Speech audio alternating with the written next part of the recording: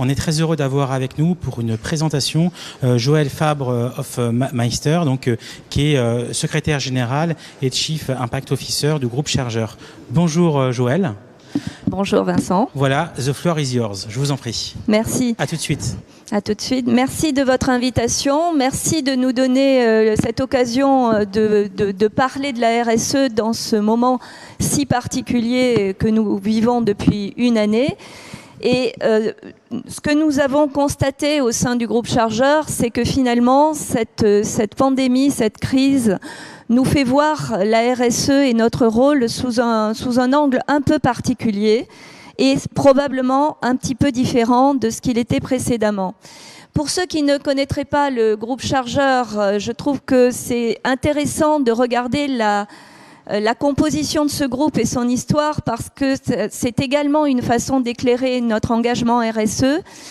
C'est un groupe qui est investi dans des activités de niche technologique et de services, mais c'est aussi un groupe qui a une histoire, puisque le groupe existe depuis bientôt 150 ans.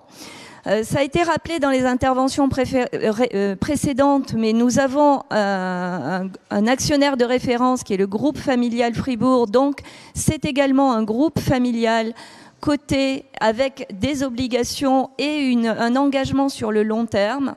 Et c'est un groupe qui a une implantation mondiale. Qui dit implantation mondiale dit nécessairement une attention particulière portée à toutes les problématiques qui peuvent se poser dans le cadre de nos activités, un petit peu partout dans nos différentes implantations. Alors vous le voyez, c'est 2300 collaborateurs répartis dans 90 pays, des résultats 2020 avec un chiffre d'affaires de 822 millions d'euros, je reviendrai sur ces éléments plus tard, et des engagements de RSE qui ont été pris de façon très claire et très forte, avec une date finalement d'engagement en 2017, où nous avons souhaité faire solennellement souscrire toutes nos équipes à cette démarche.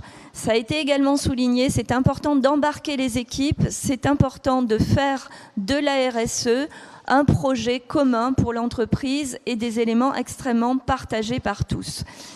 Donc, au sein du groupe Chargeur, là vous voyez nos implantations, nous avons donc une activité industrielle avec 5 métiers différents qui nous rendent présents dans tous les continents et sur de nombreux sites industriels, puisque à la base nous avons des activités technologiques et industrielles.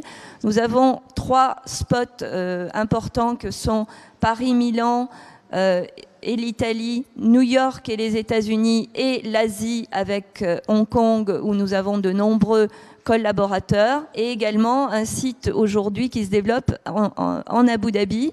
Donc nos activités nous portent dans différentes géographies, avec une nécessité d'écouter et d'être proche en même temps de nos collaborateurs et de nos clients sur le terrain. Donc je vous disais, notre démarche RSE a démarré véritablement en 2017 avec la signature du Global Compact aux Nations Unies. Nous avons emmené nos équipes sur place pour signer ces engagements et ces principes.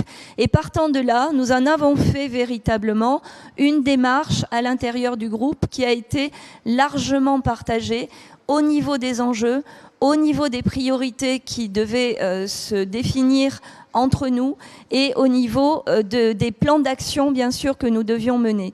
Donc, partant d'une dynamique nouvelle qui avait été impulsée par la gouvernance, nous avons réussi à construire un réseau qui est aujourd'hui extrêmement impliqué dans l'ensemble des actions que nous menons pour pouvoir justement faire grandir cette démarche. Alors, le Global Compact, ça a été pour nous une formidable structure finalement pour l'action, puisque avec les objectifs de développement durable, il est assez facile de trouver parmi les 17 objectifs ceux qui correspondent le mieux à nos problématiques. Et pour mener une démarche RSE, pour la rendre vivante, il faut d'abord y croire. Et c'est ça que nous avons véritablement travaillé avec nos équipes. Et nous avons aujourd'hui un réseau qui est extrêmement mobilisé autour des objectifs que vous voyez ici, des objectifs qui touchent à la sécurité des travailleurs, des collaborateurs sur nos sites. Nous sommes un groupe industriel, c'est une de nos responsabilités, mais au-delà d'être une responsabilité, c'est vraiment un engagement d'avoir le taux de fréquence le plus faible possible et un zéro accident en ligne de mire. C'est aussi développer des produits vertueux au cœur des métiers pour que ces produits-là prennent de plus en plus le pas sur l'ensemble des productions. Mais nous visons également une meilleure efficience carbone et du fait de nos implantations mondiales, nous avons à cœur d'améliorer les circuits logistiques de façon à rendre ce bilan carbone le plus neutre possible. Et nous gérons durablement les ressources en eau, sachant que 2 de nos activités sont consommatrices d'eau. Ça nous paraissait important d'afficher cet engagement pour mieux gérer les ressources de la planète. Alors, à la faveur de la crise sanitaire, eh bien, finalement, tous ces indicateurs, toutes ces priorités ont pris encore plus de sens, sont devenues encore plus prégnantes.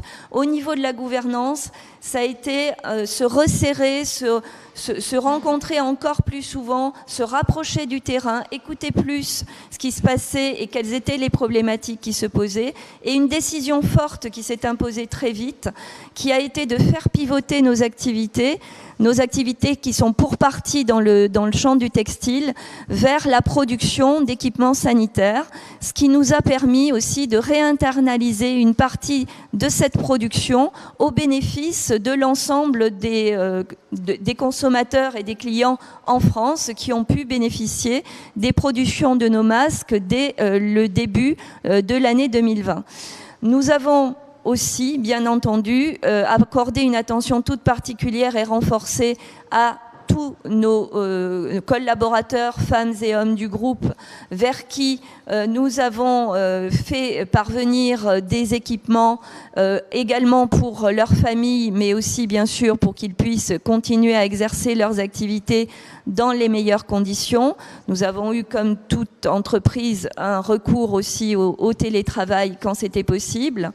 Nous avons géré la crise sanitaire en ayant la possibilité également d'avoir un impact autour de nos usines et de nos implantations, puisque nous avons distribué du gel hydroalcoolique et des masques autour de nos sites.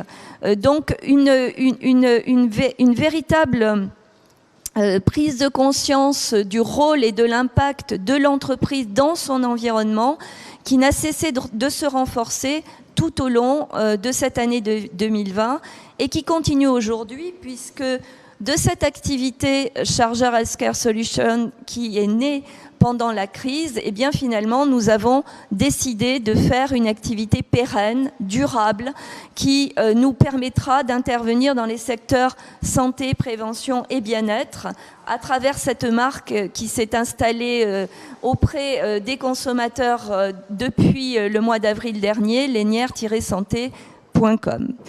Alors aujourd'hui, quand on pense RSE et quand on réfléchit à l'avenir de la RSE, ce que j'ai envie de dire, c'est qu'on a vraiment franchi un cap. On est passé d'une époque désormais un petit peu ancienne où la RSE, c'était essentiellement un coût et un poids, voire une obligation, à une autre étape où ça a plutôt été un symbole de rassemblement pour certains, mais finalement un symbole assez clivant et tout le monde n'était pas véritablement réuni autour de ce symbole.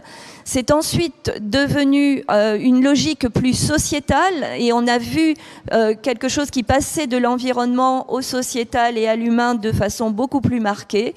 Pour nous, aujourd'hui, j'ai envie de dire que c'est un facteur de différenciation extrêmement fort. Nous sommes convaincus que c'est une démarche qui, aujourd'hui, est créatrice de valeur et c'est dans ce sens que Charger poursuit ses engagements en matière de RSE pour faire, au travers de cette différenciation possible autour de la RSE, grandir encore ces équipes autour de l'innovation, la créativité qu'elles peuvent apporter, en les embarquant toutes et en les embarquant sur la durée, puisque comme je le rappelais au début, nous sommes un groupe familial et un groupe familial s'inscrit dans la durée et dans l'avenir. Nous fêterons l'année prochaine les 150 ans du groupe Chargeur. Je vous remercie.